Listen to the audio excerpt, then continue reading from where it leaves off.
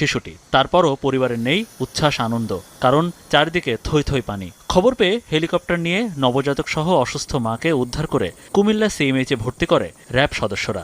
শুক্রবার এরকম 2 নবজাতককে উদ্ধার করেছে র্যাব।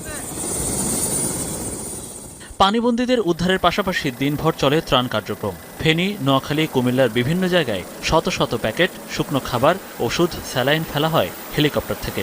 ক্ষতিগ্রস্ত এলাকায় একটা হেলিকপ্টারের দেখা পেলে ছাদে ছুটে যাচ্ছেন শত শত মানুষ। উদ্ধার ও ত্রাণের প্রত্যাশায় উড়াচ্ছেন লাল কাপড়।